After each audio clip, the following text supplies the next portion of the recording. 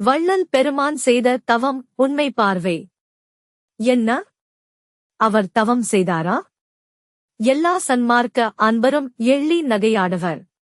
அவர் ஜீவகாருண்யம் எனும் அன்னமிடுதல் செய்துதானே யாரும் பெறற்கரிய நிலை அடைந்தார் என்பர். முத்தேக சித்தி மரணமிலா பெரு வாழ்வு எல்லாம் சோறு போட்டே அடைந்து விட்டாராம். நல்ல நகைச்சுவை வேடிக்கை இல்லையா? கீழ் காண்பனவற்றைப் படித்து சரியாக புரிந்து கொண்டால் விளங்கும். அனுபவ மாலை.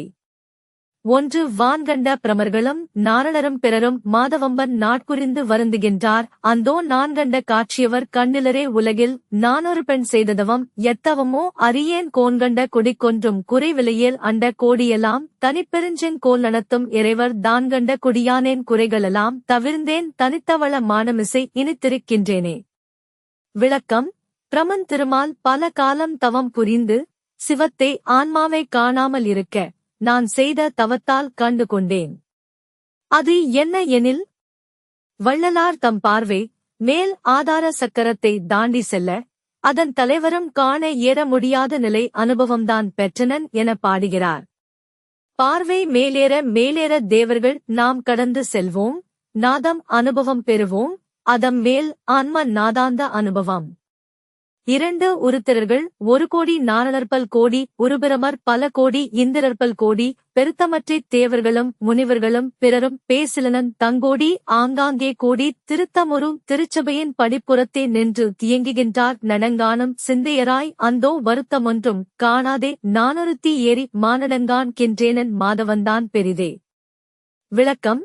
எல்லா தேவர்களும் பிரமர், நாராயணர், உருத்திரர் என எல்லாரும் உச்சிக்கு கீழ் இருக்க நான் அவரை எல்லாம் தாண்டி சென்றனன். நான் செய்த தவம் பெரிது என்கிறார். எங்கே சன்மார்க்கம் ஒப்புக்கொள்ளுது? 3. மெய்யருள் வியப்பு. அயனும் மாலும் தேடித் தேடி அலந்து போயி நார் அந்தோ இவன் முன் செய்த தவம்யா தென்ப ராயினார் மயனும் கருத மாட்டா தவள மாடத் துச்சியே வயங்கும் அணைமேல் வைத்தாய் சிறிய நாயை மெச்சியே. எனக்கும் உனக்கும். விளக்கம். பிரமனும் திருமாலும் தேடி களைத்துப் போயினர். நான் அனுபவத்தில் மேலேறுவதைக் கண்டு இவன் முன் ஜென்மத்தில் ஆற்றிய தவ பயனால் இது நடக்குது என புலம்பினராம். இது பார்வை மேலேறுதலை குறிக்குது. அதன் பயனால் அந்த அனுபவம் சித்தியானது. வெறும் சடங்காகிய அன்னதானம் ஜீவகாருண்யத்தால் மட்டுமே வள்ளல் பெருமான் இவ்வளவு பெரிய நிலை அடையவில்லை என்பதை சன்மார்க்க உலகம் உணர்ந்து கொள்ள வேண்டும். உரைநடை. உபதேசக் குறிப்புகள். கடவுள் மயமாவது பக்கம் 313.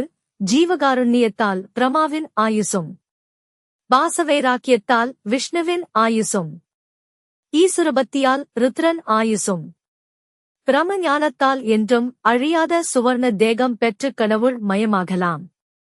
இதுதான் அந்த வாசகம்.